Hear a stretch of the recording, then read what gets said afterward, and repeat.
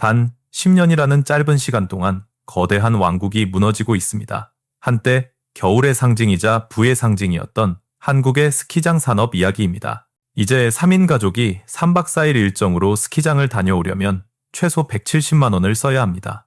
평범한 직장인의 월세 몇 달치가 며칠 만에 증발하죠. 그런데 현장에서 느껴지는 진짜 공포는 치솟는 가격이 아닙니다. 손님들이 떠나기 전 현장을 지키던 직원들이 먼저 도망치고 있다는 사실입니다. 지난 겨울 스키장을 찾았던 방문객들은 기이한 풍경을 목격했습니다. 멈춰버린 리프트, 텅 빈 안전요원석, 점심시간에도 굳게 닫힌 식당들이 가득했습니다. 처음에는 단순한 운영 미숙이나 운이 나쁜 날이라고 생각했을 겁니다. 하지만 조사를 시작하자 이것이 전국 모든 스키장이 겪는 공통된 몰락의 징후임이 드러났습니다. 원인은 아주 명쾌하면서도 잔인합니다. 영하 10도의 강추위 속에서 최저 시급을 받으며 하루 종일 서 있을 청년들이 이제 대한민국에 더 이상 없기 때문입니다.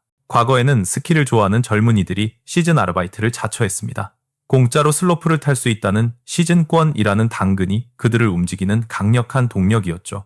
하지만 이제 그 달콤했던 유혹은 더 이상 통하지 않습니다. 가장 근본적인 문제는 스키를 타는 젊은 세대라는 분모 자체가 거대하게 줄어들었다는 점입니다. 2010년대 초반만 해도 대학생들의 겨울 MT는 무조건 스키장이었습니다. 겨울철 레저의 왕좌를 차지하며 젊음과 낭만이 가득했던 장소가 바로 이곳이었죠. 한국 스키장 경영협회의 통계는 냉혹한 현실을 보여줍니다.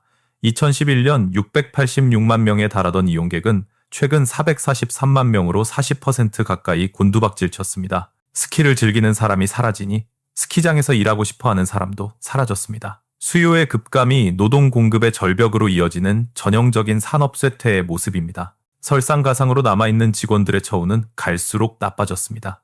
만성 적자에 허덕이는 운영사들이 가장 먼저 손을 댄 것은 다름 아닌 인건비 절감이었습니다. 정규직은 계약직으로 밀려났고 그 빈자리는 숙련도가 낮은 단기 알바생들로 채워졌습니다. 현장의 전문성은 모래성처럼 허물어지기 시작했습니다. 리프트 정비사부터 슬로프 관리사까지 안전과 직결된 전문 인력들이 떠난 자리에 경험 없는 초보자들이 투입되면서 서비스의 질은 바닥을 쳤습니다. 고객들의 불만은 온라인 커뮤니티를 통해 거대한 파도처럼 번졌습니다. 고장난 리프트에서 1시간 동안 떨었다는 분노 섞인 후기들이 매일같이 올라왔습니다. 내 담당이 아니니 모른다는 직원의 무책임한 태도에 손님들은 깊은 배신감을 느꼈습니다. 비싼 돈을 내고 대접받지 못하는 불합리한 상황이 반복되었습니다. 이것은 스키 산업이 빠진 죽음의 소용돌이입니다. 직원이 부족해 서비스가 나빠지면 손님이 떠나고 손님이 줄어 매출이 떨어지면 다시 인건비를 깎습니다. 이 악순환의 고리를 끊어내지 못한다면 한국의 스키장은 결국 지도에서 사라질 운명입니다. 이 숫자들 뒤에는 절망한 경영진과 실망한 가족들의 이야기가 있죠. 하지만 단순히 경영을 못해서 이런 일이 벌어진 걸까요? 사실 이 사태의 배후에는 스키장 사장님조차 어찌할 수 없는 거대한 구조적 재앙이 숨어 있습니다. 한국 스키장이 왜 유독 비싸고 품질이 떨어지는지 이해하려면 우리는 먼저 한반도의 지형과 기후라는 거대한 벽을 마주해야 합니다. 스키장을 성공적으로 운영하기 위해서는 반드시 3가지 요소가 필요합니다. 바로 높은 산, 매서운 추위, 그리고 하늘에서 내리는 자연설입니다. 안타깝게도 대한민국은 이 3가지 조건 모두에서 치명적인 결핍을 안고 있습니다. 이것이 우리 스키장의 근본적인 비극이죠. 우선 산의 높이부터 볼까요? 한국에서 가장 높은 한라산은 해발 950에 불과하며 스키장이 몰린 내륙에는 이 영mem급 산이 단 하나도 없습니다. 반면 일본 알프스는 3영m급, 스위스 알프스는 4영m가 넘는 봉우리들이 즐비합니다. 산이 높아야 기온이 낮게 유지되고 눈이 녹지 않습니다. 태생적으로 낮은 산을 가진 한국의 스키장들은 눈을 유지하기 위해 매 순간 자연과 처절한 사투를 벌여야 하는 환경에 놓여 있습니다. 기후변화는 이 사투를 더욱 절망적으로 만듭니다. 국립기상과학원에 따르면 지난 100년 사이 한국의 겨울은 무려 18일이나 짧아졌습니다. 겨울 평균 기온이 꾸준히 상승하면서 이제는 영하의 기온을 유지하는 것조차 힘겨운 과제가 되었습니다. 눈이 내리기도 전에 봄이 찾아옵니다. 인공눈을 만들기 위해서는 기온이 최소 영하 3도 아래로 떨어져야 합니다. 하지만 이제는 그런 날씨조차 새벽 한때에만 잠깐 허락될 뿐입니다. 제설기를 돌릴 수 있는 골든타임이 줄어들면서 스키장들은 새벽 내내 기계를 풀가동하며 엄청난 에너지를 쏟아붓고 있습니다. 결정적으로 한국은 자연설이 거의 내리지 않습니다. 강원도 동해안 일부 지역을 제외하면 겨울 내내 마른 하늘만 바라보는 날이 더 많죠. 일본 인카이도처럼 가볍고 고운 파우더 스노우가 매일같이 쏟아지는 환경은 한국 스키어들에게는 그저 꿈같은 이야기일 뿐입니다. 결국 한국의 모든 스키장은 슬로프의 100%를 인공눈으로 채워야 합니다.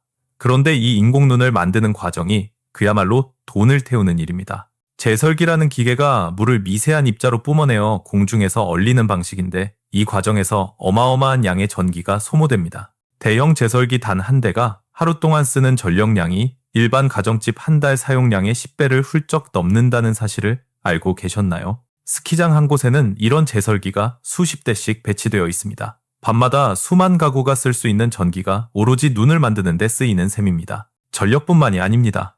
슬로프 1km를 채우기 위해 수천 톤의 물이 필요하고 이 물을 끌어올리는 펌프를 돌리는데도 막대한 비용이 듭니다. 자연설이 풍부한 해외 스키장들은 11월부터 이듬해 4월까지 6개월을 영업하지만 한국의 실질적인 영업일은 고작 70일 남짓입니다. 그 중에서도 최상의 설치를 유지할 수 있는 날은 50일도 채 되지 않습니다. 1년 365일치 비용을 이 짧은 기간 안에 모두 벌어야 하죠. 식당으로 비유하자면 1년 임대료와 인건비를 오직 50일 장사로 충당해야 하는 꼴입니다.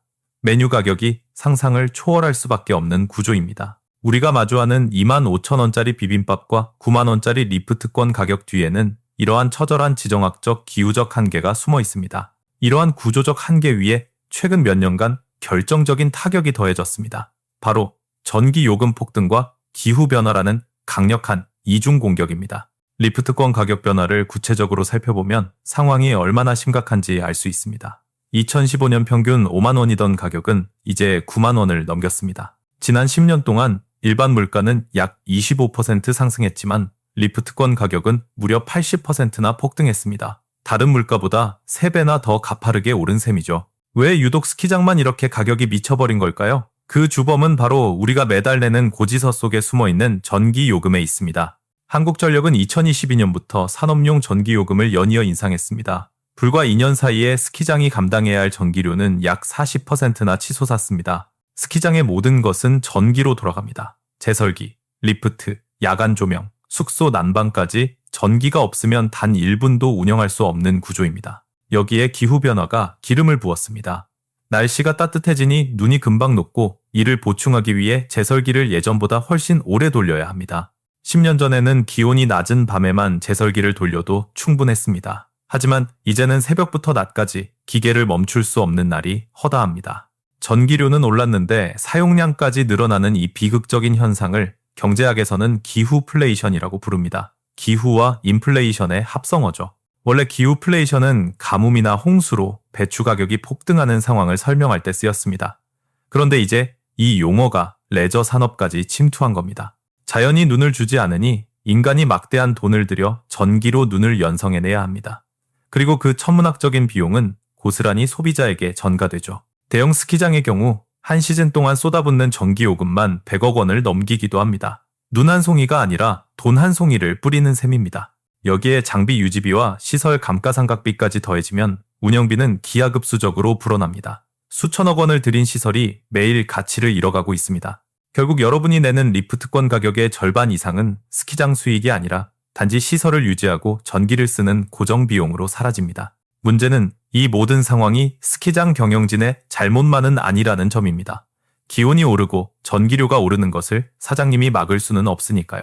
하지만 입구에서 표를 사는 손님들에게 이런 사정을 일일이 설명할 수는 없습니다. 지구온난화 때문에 비싸다고 하면 누가 공감해 줄까요? 소비자 입장에서는 그저 작년보다 훨씬 비싸졌다거나 완전 바가지다 라는 불쾌한 감정만 남게 됩니다. 서비스는 나빠졌는데 가격만 올랐으니까요. 경영진은 진퇴양난의 드레에 빠졌습니다. 가격을 올리지 않으면 적자로 문을 닫아야 하고 가격을 올리면 손님이 끊겨 결국 망하게 됩니다. 기상청은 2030년까지 한국의 겨울 기온이 추가로 1도 이상 오를 것이라 예보합니다. 제설 비용은 앞으로 더 무섭게 치솟을 것이라는 뜻입니다. 이제 한국 스키 산업은 단순히 장사가 안 되는 수준을 넘어 존립 근거 자체가 뿌리째 흔들리는 거대한 기후위기의 시험대에 올라섰습니다.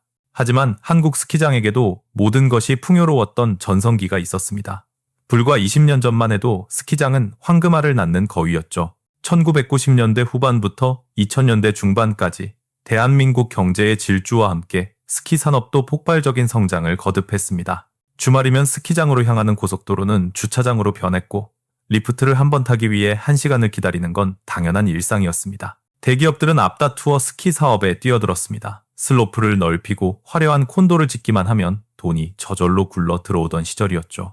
스키장 주변 부동산 가격은 천정부지로 솟았고 겨울만 되면 온 나라가 하얀 설원 위의 낭만에 흠뻑 취해 있었습니다. 2011년 한국 스키 인구는 686만 명이라는 경이로운 정점을 찍었습니다. 국민 7명 중 1명이 1년에 한 번은 스키장에 간 셈입니다. 스키는 더 이상 부유층의 전유물이 아니었습니다. 대학생 MT, 회사 워크숍, 가족여행의 1순위 목적지는 늘 스키장이었습니다. 명동과 강남 거리에는 스키 장비 전문점이 즐비했고 새로운 장비와 화려한 스키복은 젊은 세대의 개성을 드러내는 수단이 되었습니다. 당시 스키장 아르바이트는 청춘들의 꿈의 직장이었습니다. 숙식을 제공받으며 마음껏 스키를 탈 수 있다는 매력에 경쟁률이 치열했죠. 일하는 사람들도 열정이 넘쳤고 서비스는 활기찼습니다. 시설은 매일같이 최상의 상태로 정비되었으며 손님들은 기꺼이 지갑을 열었습니다. 그러나 영원할 것 같았던 이 화려한 축제는 2010년대에 들어서며 서서히 막을 내리기 시작했습니다.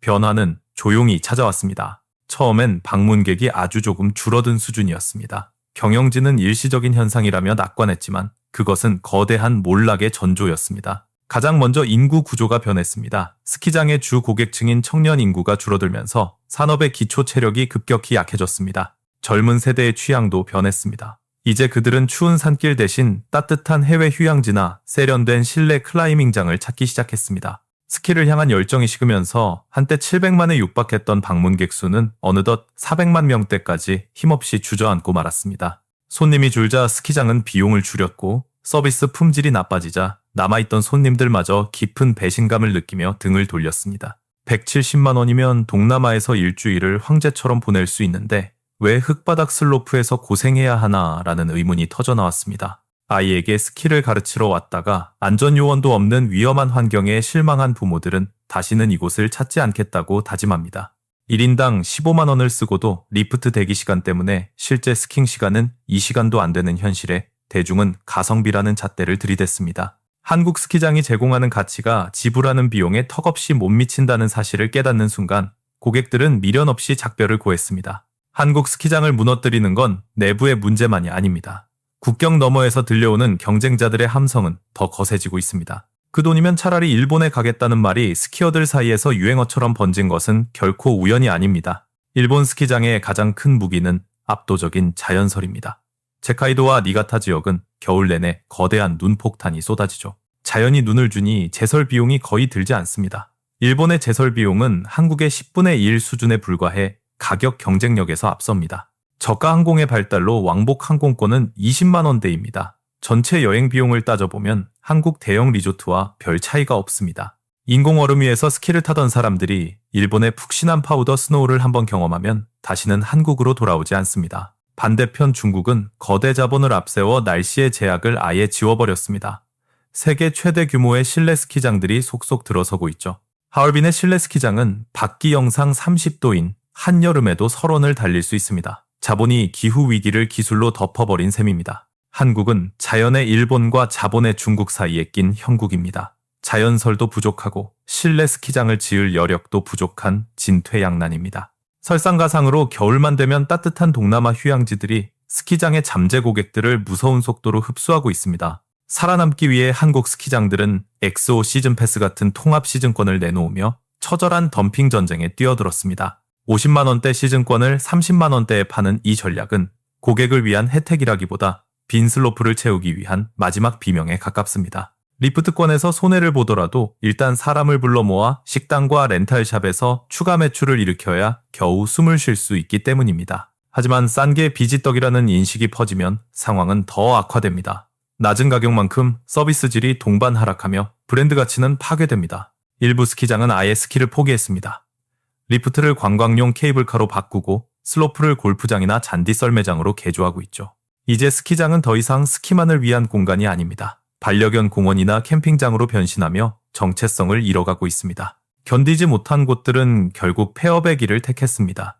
스타힐 리조트, 베어스타운, 양지파인 리조트가 차례로 문을 닫았습니다. 특히 베어스타운의 리프트 역주행 사고는 부실한 시설 관리가 낳은 참사였고, 이는 산업 전체에 대한 불신으로 번졌습니다. 스키장이 문을 닫으면 주변 상권은 초토화됩니다. 렌탈샵과 식당들이 도미노처럼 쓰러지며 지역 경제는 회복 불능에 타격을 입습니다. 업계 전문가들은 현재 운영 중인 곳 중에서도 이 3곳이 조만간 추가로 폐업할 것이라 경고합니다.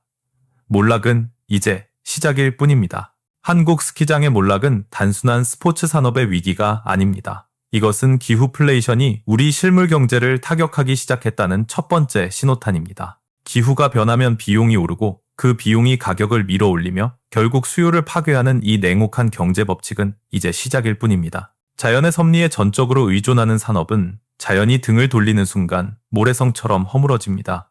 스키장은 그중 가장 취약한 골이었을 뿐이죠. 눈이 내리지 않는 겨울은 스키장만 망가뜨리지 않습니다. 겨울 의류시장, 난방산업, 나아가 농업의 구조까지 근본적으로 뒤흔들고 있습니다. 우리가 당연하게 여겼던 하얀 겨울의 추억들이 이제는 막대한 비용을 지불해야만 경험할 수 있는 사치제가 되어가고 있는 현실입니다. 눈사람을 만들고 썰매를 타던 우리 세대의 평범한 일상이 다음 세대에게는 교과서에서나 볼 수 있는 기록물이 될지도 모릅니다. 이번 사태가 우리에게 던지는 질문은 명확합니다. 자연환경이라는 기초자산이 변할 때 국가는 그리고 기업은 어떻게 적응해야 하는가입니다. 한국 스키장의 사례는 변화에 적응하지 못하고 과거의 성공 방식에만 매몰되었을 때 어떤 비참한 결말을 맞이하는지 생생하게 보여줍니다. 일본의 천혜의 자연 조건과 중국의 압도적인 자본력 사이에서 한국의 겨울 산업은 자신만의 고유한 생존 전략을 찾지 못했습니다. 이는 비단 스키장만의 고민이 아닙니다. 제조업과 서비스업 등 한국 경제 전반이 마주한 샌드위치 위기를 그대로 투영하고 있습니다. 우리는 무엇으로 경쟁력을 가질 것인가? 스키장의 빈 슬로프는 지금 우리 사회 전체를 향해 이 뼈아픈 질문을 던지고 있습니다. 기술로 기후를 이길 것인지, 아니면 기후에 맞춰 산업의 체질을 완전히 바꿀 것인지, 이제는 결단을 내려야 할 시점입니다. 소비자들은 이미 냉정한 선택을 시작했습니다. 가성비와 가심비를 모두 잃은 산업에 더 이상 소중한 월급을 허비하지 않겠다는 선언이죠. 올겨울 여러분은 어떤 선택을 하실 건가요? 170만 원을 들여 흙바닥 슬로프를 지킬 것인지, 아니면 진짜 겨울을 찾아 떠날 것인지 말입니다. 어쩌면 우리가 사랑했던 그 낭만적인 한국의 겨울은 이미 우리 곁을 영영 떠나버렸는지도 모릅니다. 그리고 이것은 거대한 변화의 서막입니다. 가격이 비싸서가 아니라 시대의 흐름을 읽지 못한 산업은 도태될 수밖에 없습니다. 기후위기는 이제 추상적인 구호가 아닌 생존의 문제입니다. 여러분의 생각은 어떠신가요? 한국 스키장이 다시 부활할 수 있을까요? 아니면 이대로 사라지는 것이 자연스러운 수순일까요? 댓글로 들려주세요. 이번 영상이 유익하셨다면 구독과 좋아요 부탁드립니다. 여러분의 응원은 우리 주변의 복잡한 경제 현상을 깊이 있게 분석하는 큰 힘이 됩니다. 다음 영상에서는 기후변화가 조용히 무너뜨리고 있는 또 다른 의외의 산업 이야기를 준비했습니다. 우리가 놓치고 있는 진실을 파헤쳐 보겠습니다. 끝까지 시청해주셔서 감사합니다. 변화하는 세상 속에서 여러분의 소중한 가치를 지킬 수 있는 통찰력 있는 이야기로 다시 찾아뵙겠습니다.